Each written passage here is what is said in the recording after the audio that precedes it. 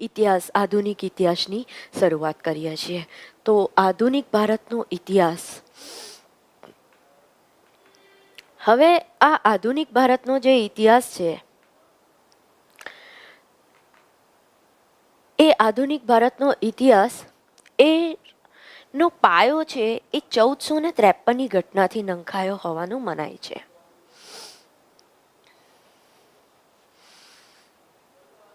હા, મારાથી ભૂલ થઈ ગઈ હોય કે 20,000થી વધારે છે કે બહુ મને ખ્યાલ નથી આવતો, તો મને માફ કરજો. કે યુટ્યુબમાં જેટલા પણ સબસ્ક્રાઈબર હોય મને માફ કરજો. મારું કહેવાનું ક્યાંય ખોટું મિનિંગ નહોતો, પણ થેન્ક યુ. હા, એટલે આપણે બધા જાણીએ છીએ કે બહુ જ સરસ જ્ઞાન એકેડમીનું કામ છે. તો આપણે બહુ શાંતિથી ભણીએ. હવે ભણવાની શરૂઆત કરીએ. આધુનિક ભારતનો ઇતિહાસ. Okay, thank you. હવે આધુનિક ભારતના 3 લાખ, થેન્ક યુ. તમારી પાસે નવી અપડેટ છે, મને માફ કરશો. ફરીથી કહું છું કે મને ખ્યાલ નહોતી અને મારાથી બોલવામાં કંઈ ભૂલ થઈ ગઈ હોત તો મને માફ કરી દો. જ્ઞાન એકેડમી ખરેખર બહુ સારું કામ કરે છે. હવે આપણે વાત કરીએ છીએ આધુનિક ભારતના ઇતિહાસની. અને આધુનિક ભારતના ઇતિહાસમાં 1453ની ઘટના, વૈશ્વિક કક્ષાએ 1453ની ઘટના છે એ બહુ જ મોટી ઘટના માનવામાં આવે છે. ઘણી બધી વખત પ્રશ્ન પૂછાઈ ચૂક્યો છે કે 1453ની ઘટના વૈશ્વિક કક્ષાએ નીચેનામાંથી કયા બાબતે જાણીતી છે? તો એક મહત્વનું બાબત છે કે કોન્સ્ટેન્ટિનોપલનું પતન.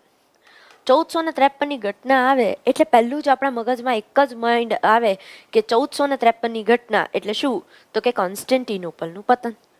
હવે આ કોન્સ્ટેન્ટિનોપલનું પતન, શા માટે આ ઘટનાને કોન્સ્ટેન્ટિનોપલના પતનની ઘટના તરીકે ઓળખવામાં આવે છે? તો કે કોન્સ્ટેન્ટિનોપલના પતનની ઘટના તરીકે આ એટલા માટે ઓળખવામાં આવે છે કે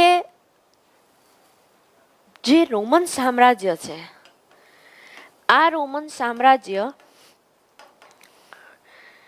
વિશાળ રોમન સામ્રાજ્ય 2 વિભાગમાં વહેંચાયેલું હતું.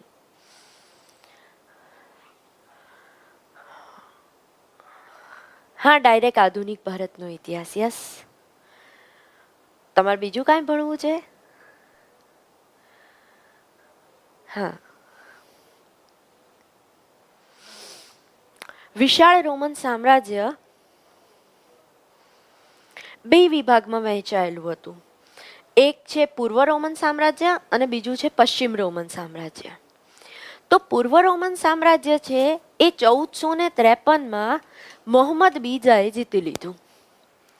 એટલે આ મોહમ્મદ બીજાએ જે 1453માં પૂર્વ રોમન સામ્રાજ્યને જીતી લીધું, તો આના કારણે 2 મહત્વના, વૈશ્વિક કક્ષાએ 2 મહત્વની અસર થઈ. શું થઈ?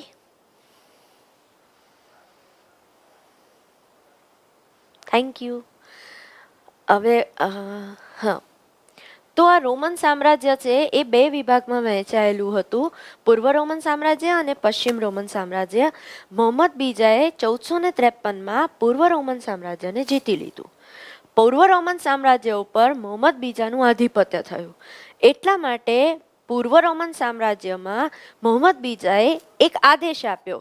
એ આદેશ શું હતો કે મારા રાજ્યમાં, એટલે કે મોહમ્મદ બીજાએ એવું કીધું, હા, હું પ્રાચીન ભારતનો ઇતિહાસ પણ ભણાવીશ, બધું જ ભણાવીશ. અત્યારે આધુનિક ભારતનો ઇતિહાસ આપણે ભણીએ, પ્રાચીન ભારતનો ઇતિહાસ પણ આવશે. હાજી,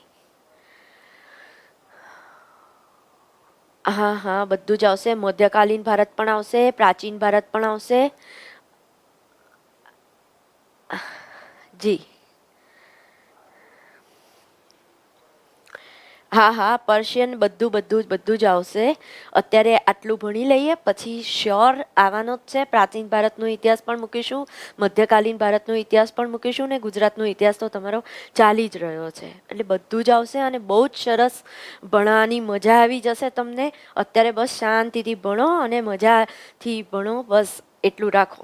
ચલો, પૂર્વ રોમન સામ્રાજ્ય જે મોહમ્મદ બીજાએ જીતી લીધું, અને મોહમ્મદ બીજાએ પોતાના રાજ્યમાં એક આદેશ આપ્યો કે ખ્રિસ્તી ધર્મ જે અંગીકાર કરતા વ્યક્તિ હોય એ લોકોએ મારું રાજ્ય છોડી દેવું અથવા મુસ્લિમ ધર્મ અંગીકાર કરવો.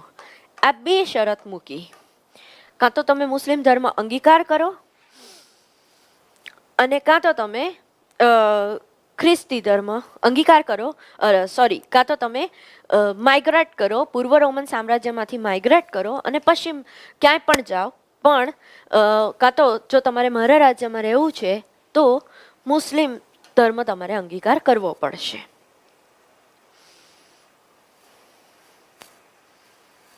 હા 3 મંથમાં પૂરું થઈ જશે અને બધું જ પૂરું થઈ જશે, ચિંતા ના કરશો. શ્યોર. હા, વધુ આધુનિક ભારતમાંથી પૂછાય છે, એ વાત સાચી છે. અને એક્ઝામ પહેલાં ચોક્કસ પૂરું થઈ જશે, એટલે તમે શાંતિથી ભણો હવે. યસ. તો આ આદેશના કારણે એક તો પહેલા આદેશ આપ્યો કે કાં તો મુસ્લિમ ધર્મ અંગીકાર કરો અથવા ખ્રિસ્તી ધર્મના લોકો મારું રાજ્ય છોડી દો. એનાથી એવું થયું કે પૂર્વ રોમન સામ્રાજ્યમાંથી કેટલાક બુદ્ધિજીવી છે એ માઇગ્રેટ થઈને પશ્ચિમ રોમન સામ્રાજ્યમાં ગયા. અને પશ્ચિમ રોમન સામ્રાજ્યમાં જે ગયા એમાં ક્યાં ગયા તો કે ઇટાલીમાં ગયા. ઇટાલીમાં કયા નગરમાં તો કે ઇટાલીના પણ ફ્લોરન્સ નગરમાં ગયા. અને કોણ ગયું તો કે હતા મેઇન વ્યક્તિ છે જે માર્ટિન લ્યુથર છે. ક્લાસ 3માં ઘણી બધી વખત પૂછાઈ ચૂક્યું છે કે નવજાગૃતિના પિતા તરીકે આપણે કોને માનીએ છીએ, તો નવજાગૃતિના પિતા તરીકે આપણે માનીએ છીએ માર્ટિન લ્યુથરને. અને નવજાગૃતિની શરૂઆત ક્યાંથી થઈ છે તો કે ઇટાલીના ફ્લોરેન્સ નગરથી થઈ છે. તો આ કેટલાક બુદ્ધિજીવી છે જે પૂર્વ રોમન સામ્રાજ્યમાંથી માઇગ્રેટ થઈ અને પશ્ચિમ રોમન સામ્રાજ્યમાં ગયા. પશ્ચિમ રોમન સામ્રાજ્યમાં ક્યાં ગયા? ઇટાલીમાં ગયા. ઇટાલીમાં પણ ક્યાં ગયા? ફ્લોરન્સ નગરમાં ગયા. અને કોણ એના મેઇન વડા હતા તો કે માર્ટિન લ્યુથર હતા. કોના આદેશથી આ મહત્વની ઘટના ચેન્જીસ આવ્યો તો કે મોહમ્મદ બીજાના આદેશથી. આ મોહમ્મદ બીજાને આપણે શું કહીએ છીએ તો કે આ મોહમ્મદ બીજાને આપણે કહીએ છીએ ઓટોમન તુર્ક તરીકે પણ આપણે ઓળખીએ છીએ. અને એટલા માટે આ ઓટોમન તુર્કોએ આ 1453માં કોન્સ્ટન્ટિનોપલને જીતી લીધું, જે પૂર્વ રોમન સામ્રાજ્યની રાજધાની તરીકે ગણવામાં આવે છે. અને એટલા માટે એને આપણે બાયઝેન્ટિયન એમ્પાયર તરીકે પણ ઓળખીએ છીએ. 1453માં એવું પૂછે કે બાયઝેન્ટિયન એમ્પાયરનું શરૂઆત ક્યારે થઈ તો કે 1453માં થઈ. કોણે કરી તો કે મોહમ્મદ બીજાએ કરી. કઈ રાજધાની બનાવી? કોન્સ્ટન્ટિનોપલ. કયો આદેશ આપ્યો કે કાં તો મુસ્લિમ ધર્મ અંગીકાર કરો અથવા ખ્રિસ્તી ધર્મના લોકોએ મારું રાજ્ય છોડીને જતા રહેવું. હવે આના કારણે બે મહત્વના મુદ્દા ભારતમાં વિશ્વ કક્ષાએ બે મહત્વના મુદ્દા થાય છે. એક જોયું આપણે કે મોહમ્મદ બીજાએ ખ્રિસ્તીઓને તડીપાર કર્યા, અને બીજું એ છે કે યુરોપથી ભારત આવવા અથવા એશિયાના દેશો સાથે જે વેપાર કરવાનો માર્ગ હતો એ થ્રુ કોન્સ્ટન્ટિનોપલ હતો. એને ઇસ્તંબુલ તરીકે ઓળખવામાં આવે છે. એને જ આપણે હિન્દીમાં કસ્તુંતુનિયા તરીકે ઓળખીએ છીએ. તો આ કોન્સ્ટન્ટિનોપલ એ જ ઇસ્તંબુલ એ જ કસ્તુંતુનિયા, એને યુરોપથી એશિયા કે ભારત આવવું છે તો રાતા સમુદ્ર થઈ કોન્સ્ટન્ટિનોપલ થઈ અને આવવું પડતું. રેડ સી રાતા સમુદ્ર થઈ કોન્સ્ટન્ટિનોપલ થઈને આવવું પડતું. પણ હવે મોહમ્મદ બીજા એવું કીધું કે મારા રાજ્યમાં કોઈ પણ ખ્રિસ્તી ધર્મ અંગીકાર કરતા વ્યક્તિ જોઈતા નથી. એટલે આ જે જૂનો જળમાર્ગ હતો એ જૂનો જળમાર્ગ છે એ બંધ થયો. એટલા માટે નવો જળમાર્ગ શોધવાની જરૂર પડી. અને આ નવો જળમાર્ગ શોધવા માટે હવે કેટલાક લોકો છે એ નીકળી પડ્યા. તો આ 1453ની ઘટના 3 રીતે આપણે સમજીશું. એક છે કોન્સ્ટન્ટિનોપલના પતન તરીકે ઓળખાય છે, અથવા ઇસ્તંબુલનું પતન, અથવા કસ્તુંતુનિયાનું પતન, અથવા કે પૂછે તો કે રોમન સામ્રાજ્યનું વિભાજન ક્યારે થયું? 1453માં. વિશ્વમાં 1453ની ઘટનાની સાલનું મહત્વ તો ધ્યાન રાખવાનું છે નવજાગૃતિની શરૂઆત તરીકે આપણે ઓળખીએ છીએ. અને આ નવો જળમાર્ગ ભૌગોલિક શોધખોળોની શરૂઆત તરીકે પણ આપણે આને ઓળખીએ છીએ. નવો જળમાર્ગ શોધવાની શા માટે જરૂર પડી? તો કે મોહમ્મદ બીજાના આદેશથી જરૂર પડી. મોહમ્મદ બીજાએ નવા જળ જૂનો જળમાર્ગ બંધ કર્યો. રાતા સમુદ્ર થઈને આવતા હતા એટલા માટે નવો જળમાર્ગ શોધવાની જરૂર પડી. હવે આ નવજાગૃતિના પિતા તરીકે પૂછે તો માર્ટિન લ્યુથર. ક્યાંથી થયું? તો ફ્લોરેન્સ, ઇટાલીના ફ્લોરેન્સ નગરથી નવજાગૃતિની શરૂઆત થાય છે. નવજાગૃતિના કારણે ભૌગોલિક શોધખોળોની શરૂઆત થઈ. તો આ જે ભૌગોલિક શોધખોળોની શરૂઆત થઈ અને એમાં જે આપણા પ્રિન્સ હેનરી છે, જે પોર્ટુગલના રાજા હતા, અને આ પોર્ટુગલના રાજાને માર્ટિન લ્યુથરે કીધું. માર્ટિન લ્યુથર એટલે કોણ? તો કે માર્ટિન લ્યુથર એટલે આપણા નવજાગૃતિના પિતા. એમણે એવું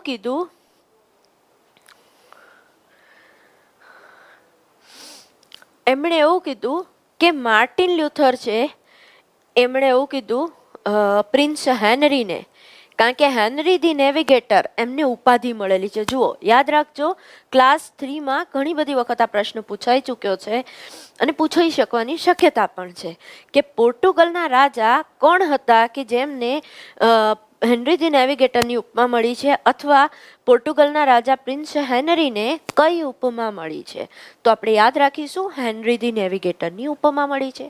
હવે એમણે એક વ્યક્તિને હાયર કર્યા અને એ વ્યક્તિનું નામ છે 1489માં હાયર કરે છે અને એ વ્યક્તિનું નામ છે બાર્થોલોમ્યુ ડાયસ. ક્યાંક તમે અમને બાર્થોલોમ્યુ ડિયાસ તરીકે પણ ઓળખશો. તો ડિયાસ કે ડાયસ આ બે એક જ છે. તો એમણે એટલે કે પ્રિન્સ હેનરીએ એમને મોકલ્યા બાર્થોલોમ્યુ ડાયસને. એ યુરોપથી ભારત આવવા નીકળ્યા, પણ યુરોપથી ભારત આવતા વચ્ચે એ દક્ષિણ આફ્રિકા રોકાયા. દક્ષિણ આફ્રિકા આ એક એવી જગ્યા છે કે જ્યાં એશિયાના બધા જ લોકો અહીંયા વેપાર કરવા આવે છે. બધા જ દેશના લોકો, વેપારીઓ અહીંયા વેપાર કરવા આવે છે. તો અહીંયા વેપાર કરવા આવે છે અને એટલા માટે આ મોકાની જગ્યા છે. એટલા માટે એણે નામ આપી દીધું, દક્ષિણ આફ્રિકાની આ જગ્યાનું નામ આપી દીધું કેપ ઓફ ગુડ હોપ. ઘણી બધી વખત આ પ્રશ્ન પૂછાઈ ચૂક્યો છે કે બાર્થોલોમ્યુ ડાયસે નીચેનામાંથી કયું નામ આપ્યું છે દક્ષિણ આફ્રિકાની જગ્યાને? તો કેપ ઓફ ગુડ હોપ અથવા કેપ ઓફ ગુડ હોપ નામ નીચેનામાંથી કોણે આપ્યું છે? તો બાર્થોલોમ્યુ ડાયસે આપ્યું છે. બાર્થોલોમ્યુ ડાયસને કોણે મોકલ્યા હતા? તો પ્રિન્સ હેનરીએ મોકલ્યા હતા. હેનરી ધી નેવિગેટર કોની ઉપાધિ છે? તો હેનરી ધી નેવિગેટર છે એ, હા, નામ થોડા અઘરા છે, શાંતિથી સમજશો તો ખ્યાલ આવી જશે. હેનરી ધી નેવિગેટર એ કોની ઉપમા છે, ઉપાધિ છે? તો પ્રિન્સ હેનરીની ઉપાધિ છે. પ્રિન્સ હેનરી કોણ છે? તો પોર્ટુગલના રાજા છે. આટલા મુદ્દા યાદ રાખીશું. હવે આ પોર્ટુગલના રાજાએ ભૌગોલિક શોધખોળોની શરૂઆત કરાઈ. તો ભૌગોલિક શોધખોળોની શરૂઆત કેમ થઈ? તો કે નવજાગૃતિની શરૂઆત થઈ. એટલે નવજાગૃતિની ને ભૌગોલિક શોધખોળોની શરૂઆત કઈ સાલથી થઈ? 1453ની સાલથી થઈ. કઈ 1453ની સાલને કઈ સદીમાં આપણે મૂકીશું? તમને એમ પૂછે કે કઈ સદીથી ભૌગોલિક શોધખોળોની શરૂઆત થઈ અથવા કઈ સદીથી નવજાગૃતિની શરૂઆત થઈ, તો હું તમને એક ટ્રીક શીખવાડું છું કે પહેલા જે સદી જ્યારે પૂછાય ત્યારે પહેલા બે આંકડાનો પછીનો આંકડો મૂકી દેવાનો. એટલે કે 1453 તો આપણે લખીશું 15મી સદી. હવે એક એક્ઝામ્પલ આપું કે ભારતમાં અંગ્રેજો આવ્યા 1608માં, તો કઈ સદી આવે? તો કે 17મી સદી આવશે. પહેલા બે આંકડાની પછીનો આંકડો મૂકી દેવાનો એટલે 17મી સદી. તો આવો પ્રશ્ન, સદીનો પ્રશ્ન વારે વારે પૂછાતો હોય છે, તો જરા ધ્યાનમાં રાખીશું. પોર્ટુગલના રાજા પ્રિન્સ હેનરી ધી નેવિગેટરે 1489માં બાર્થોલોમ્યુ ડાયસને મોકલ્યા. તો બાર્થોલોમ્યુ ડાયસને કઈ સદીમાં મોકલ્યા? તો કે 15મી સદીમાં. કોણે મોકલ્યા? પ્રિન્સ હેનરીએ મોકલ્યા. હેનરી ધી નેવિગેટરે મોકલ્યા. પ્રિન્સ હેનરીનું તમે જોઈ શકો છો, પિક્ચર પણ જોઈ શકો છો. હવે આપણે આગળ વાત કરીએ છીએ કે ભારતમાં, હવે ભારત તો શોધાયું નહીં, શોધવા નીકળ્યા હતા ભારત, પણ ભારત તો શોધાયું નહીં. દક્ષિણ આફ્રિકાથી કેટલાક સમય સુધી બાર્થોલોમ્યુ ડાયસ દક્ષિણ આફ્રિકા રોકાયા, પણ એ શોધવામાં સફળ થઈ શક્યા નહીં અને એ પછી પાછા ગયા. ક્યાં ગયા? તો કે યુરોપ પાછા ગયા, પોર્ટુગલ પાછા ગયા. હવે સ્પેનના રાજાને એવું થયું કે મારે પણ કંઈક કામ કરવું જોઈએ. એટલા માટે સ્પેનના રાજાએ પણ 2 જણને હાર કર્યા અને એમાં એક વ્યક્તિ છે જેમનું નામ આપણે ફની ટ્રીકથી યાદ રાખીશું. કીકો, તો કે કીકો એટલે ક્રિસ્ટોફર કોલંબસ. હવે આ એટલા ઉત્સાહી, આપણે તારક મહેતાના ઉલ્ટા ચશ્મામાં જે સોઢી જોયા છે એવા ઉત્સાહી વ્યક્તિ એટલે ક્રિસ્ટોફર કોલંબસ. એક જગ્યાએ પહોંચ્યા, પોતાની જાત અને પોતાના કાફલાને નામ આપી દીધું રેડ ઇન્ડિયન પ્રજા. પોતે પહેલા આવ્યા છે એવું બતાવવા માટે રેડ ફ્લેગ ફરકાવી દીધો અને પોતે જ્યાં ઉતર્યા એ જગ્યાને એમણે નામ આપી દીધું વેસ્ટ ઇન્ડિઝ ટાપુ. ક્રિસ્ટોફર કોલંબસ 1492માં કોણે મોકલ્યા હતા? સ્પેનના રાજાએ મોકલ્યા હતા 1492માં ક્રિસ્ટોફર કોલંબસને. રેડ ઇન્ડિયન પ્રજા નામ કોણે આપ્યું છે? તો ક્રિસ્ટોફર કોલંબસે. રેડ ફ્લેગ કોણે ફરકાયો? ક્રિસ્ટોફર કોલંબસે. વેસ્ટ ઇન્ડિઝ ટાપુ ક્યાં આવેલો છે? તો કે અમેરિકામાં આવેલો છે. ઘણી બધી વખત આ પ્રશ્ન ગૂંચવાઈ દેવો છે. તો આ ક્રિસ્ટોફર કોલંબસ એમને એમ થયું કે હું પહેલો ભારત પહોંચી ગયો છું. ભારત પ્રત્યે ખૂબ માન હતું એટલે રેડ ઇન્ડિયન પ્રજા નામ આપ્યું. થોડા સમયમાં 3K જ્હોન કેબેટ અને જ્હોન ક્રેબેલ એ પણ પહોંચ્યા. ક્યાં પહોંચ્યા? તો કે અમેરિકા પહોંચ્યા. હવે જ્હોન કેબેટ, જ્હોન ક્રેબેલ અને ક્રિસ્ટોફર કોલંબસ, જેને આપણે શોર્ટ ટ્રીકથી 3K યાદ રાખીશું, ત્રણેને એમ થયું કે અમે ભારત શોધી કાઢ્યું. પણ અમેરિગો વેસ્પ્યુચિયન છે, એમણે આ ગેરસમજને દૂર કરી. એમણે કીધું કે જુઓ, આ 1497માં એમણે આ ગેરસમજ દૂર કરી કે જો આ ભારત છે તો આટલા પુરાવા છે તો આ ભારત છે. તમને બધાને ખબર જ છે કે સિંધુ સંસ્કૃતિથી ભારતનો યુરોપ સાથે અને મેસોપોટેમિયા, બેબીલોન વગેરે વગેરે, મિસર વગેરે સંસ્કૃતિ સાથે આપણા ટ્રેડ રહી જ ચૂક્યો છે. તો આ અમેરિગો વેસ્પ્યુચિયને પુરાવા સહિત સાબિત કર્યું કે આ ભારત તો નથી, તો આ નવો શોધાયેલો પ્રદેશ છે અને એને નામ આપી દીધું અમેરિગો વેસ્પ્યુચિયનના નામ પરથી. નામ પડી ગયું અમેરિકા. આ નવો ખેડાયેલો પ્રદેશ જેનું નામ પડી ગયું અમેરિકા. તો ભારત શોધવા નીકળ્યા હતા અને શોધાઈ ગયો અમેરિકા. તો તમને એમ પૂછે કે અમેરિકા છે એ ની શોધ કોણે કરી? જો અમેરિકાની શોધ પૂછે તો ક્રિસ્ટોફર કોલંબસ આવશે. Christopher Columbus. અમેરિકાની શોધ કોણે કરી? તો ક્રિસ્ટોફર કોલંબસે કરી. અને અમેરિકા નામ કોના નામ પરથી રાખવામાં આવ્યું છે? તો કે અમેરિગો વેસ્પ્યુચિયનના નામ પરથી રાખવામાં આવ્યું છે. અમેરિકા નામ કોના નામ પરથી રાખવામાં આવ્યું છે? તો અમેરિગો વેસ્પ્યુચિયનના નામ પરથી. અને અમેરિકાની શોધ કોણે કરી? ક્રિસ્ટોફર કોલંબસે કરી. હવે કદાચ થોડીક એક્ઝામને હાર્ડ કરવી છે તો પ્રશ્ન એવો પૂછી લે કે જ્હોન કેબેટ અને જ્હોન ક્રેબેલ આ બે જણા છે, એ નીચેનામાંથી કોણ અમેરિકાની શોધ કરે છે એવું પૂછે અને ત્રણેય હોય ક્રિસ્ટોફર કોલંબસ, જ્હોન કેબેટ, જ્હોન ક્રેબેલ અને અમેરિગો વેસ્પ્યુચિયન, તો પણ જવાબ આવશે ક્રિસ્ટોફર કોલંબસ. અમેરિગો વેસ્પ્યુચિયન કે વેસ્પ્યુચિયન એ બે એક જ છે. યસ, વેસ્પ્યુચિયન કે વેસ્પ્યુચિયન બે એક જ છે. આગળ વાત કરીએ છીએ. વેસ્ટ ઇન્ડિઝ દેશ છે અને વેસ્ટ ઇન્ડિઝ ટાપુ આ બે અલગ છે. અમેરિકામાં વેસ્ટ ઇન્ડિઝ ટાપુ આવેલો છે અને એ ક્રિસ્ટોફર કોલંબસે નામ આપેલું છે. તો જરા આ મુદ્દો ધ્યાનમાં રાખજો, એમ જ કહું છું. તો હવે વાત કરીએ છીએ આગળ. પ્રશ્ન તો હજી ત્યાંનો ત્યાં જ છે. પ્રશ્ન શું છે કે ભારત શોધવા નીકળ્યા હતા અને શોધાઈ ગયો અમેરિકા, પણ હજી ભારત તો મળ્યો જ નથી. તો ભારત શોધવા માટે શું કરવું પડશે? તો કે હવે ભારત શોધવા નીકળવું પડશે ફરીથી. તો પ્રિન્સ હેનરીને એવું થયું કે હજી પ્રશ્ન તો ત્યાંનો ત્યાં જ છે, તો હું બીજી એક ટીમ હાયર કરું. અને એટલા માટે પ્રિન્સ હેનરીએ બીજી એક ટીમ હાયર કરી અને એ નામ છે વાસ્કો દી ગામા. આપણે બધા જાણીએ જ છીએ વાસ્કો દી ગામા. વાસ્કો દી ગામાને 1497માં ત્યાંથી નીકળ્યા છે. મને ખબર છે કે અહીંયા મેં 1497 લખ્યું છે, પણ 1497માં ત્યાંથી નીકળ્યા છે.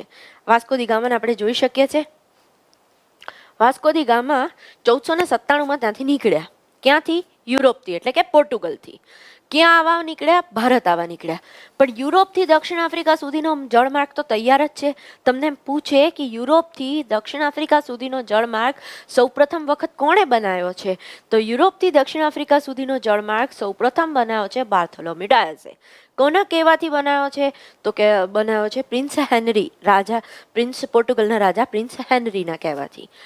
તો વાસ્કો દી ગામા હવે યુરોપથી દક્ષિણ આફ્રિકા સુધી એટલે કે કેપ ઓફ ગુડ હોપ સુધીનો જળમાર્ગ તો તૈયાર જ છે. હવે આ કેપ ઓફ ગુડ હોપ સુધીના જળમાર્ગ તૈયાર છે, ત્યાંથી ભારત આવવાનું છે એમને. તો કેપ ઓફ ગુડ હોપ સુધી તો પહોંચી ગયા Vasco da Gama. Cape of Good Hope ઉપર એમને બે વેપારીઓ મળ્યા, અને એ બે વેપારી કોણ છે? એ બે વેપારી કોણ છે? તો એક છે કચ્છના કાંજી માલમ અને બીજા છે બંગાળના ઇબ્ન મજીદ. આ બે જણાએ એમને યુરોપ દક્ષિણ આફ્રિકાથી ભારત આવવાનો જળમાર્ગ બતાવ્યો. ઘણી જ બધી વખત પ્રશ્ન પૂછાઈ ચૂક્યો છે કે વાસ્કો દી ગામાને કોણે જળમાર્ગ બતાવ્યો છે ભારત આવવાનો, અથવા દક્ષિણ આફ્રિકાથી કોણે ભારત આવવાનો જળમાર્ગ બતાવ્યો, એવો પ્રશ્ન પૂછે તો યાદ રાખીશું કચ્છના કાંજી માલમે બતાવ્યો છે. ઓકે. એમ પૂછે કે બંગાળના કયા વેપારીએ બતાવ્યો છે? તો બંગાળના ઇબ્ન મજીદ. હવે આ ઇબ્ન મજીદનું નિકનેમ છે અજીમુલ્લાહ. અજીમુલ્લાહ તરીકે એમનું નિકનેમ છે. તો કોઈક વાર એવું થાય કે કોઈક વાર એમનું ઇબ્ન મજીદ નામ ના પૂછે અને એમ પૂછી જાય અજીમુલ્લાહ, તો પણ તમારે ધ્યાનમાં રાખવું પડશે કે અજીમુલ્લાહ કોનું નામ છે? તો કે નામ છે બંગાળના વેપારીનું અહેમદ ઇબ્ન મજીદ. યસ, અહેમદ ઇબ્ન મજીદ. પણ ઇબ્ન મજીદ પણ એકલું યાદ રાખશો તો પણ ચાલશે. અહેમદ ઇબ્ન મજીદ બરાબર છે. આપણે જીસીઆરટીમાં જેટલા પણ મુદ્દા છે લખેલું છે, ઇબ્ન મજીદ વિશે લખેલું છે, કાંજી માલમ વિશે, એવા બધા પ્રશ્નો વારે વારે પૂછાવાની શક્યતા હોય.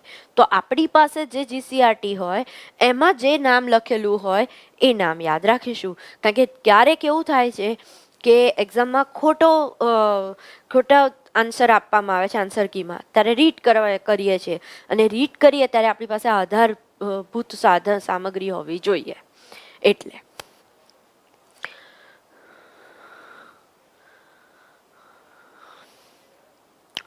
તો વાસ્કો દી ગામાને ભારત આવવાનો જળમાર્ગ કોણે બતાવ્યો? તો કે કચ્છના કાંજી માલમ અને બંગાળના ઇબ્ન મજીદ ઉર્ફે અજીમુલ્લાહ.